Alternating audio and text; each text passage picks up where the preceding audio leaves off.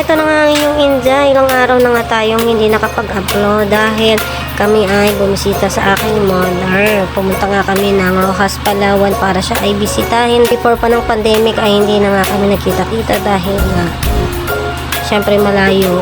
Kami ay from Cavite, tapos siya naman ay nasa Palawan. Tapos ng pandemic pa, ilang taon tayo hindi pwedeng bumiyahe dahil sa pandemic. So ayun, ayan ang aking bunso na nagtitingin-tingin nga sa aeroplano dahil first time niya nga sumakay sa airplane, kaya siya naman ay nag-enjoy at hindi nga siya natulog dyan guys kung hindi nag-sightseeing lang siya dyan.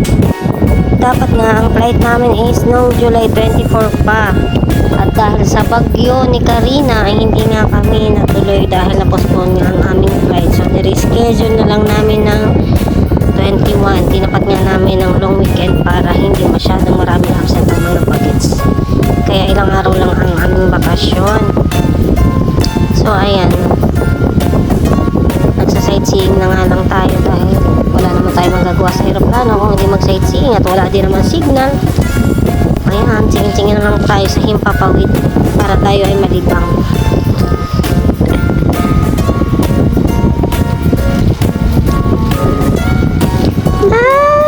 Eto na nga, nauhaw na nga tayo. Order nga tayo sa airplane ng Coke at medyo masakit nga sa bulsa guys dahil ang Coke nila ay tag 100 ang isa. Pero syempre dahil nasa himpapawid tayo, wala tayong choice, nauuhaw na tayo. Tiis na lang tayo sa 100 pesos. Hati kaming dalawa na lang. May kamahalan kasi guys dahil kailangan natin ng pamatid uhaw na medyo may lasa. Tiis na lang muna tayo, mag-coke na lang muna tayo, saka na yung panulak pagdating na ng bahay. O diba? At finally we're arrived na nga. Hindi ko na nga nakuha na ng aming biyahe dahil napakahaba nga ng aming biyahe.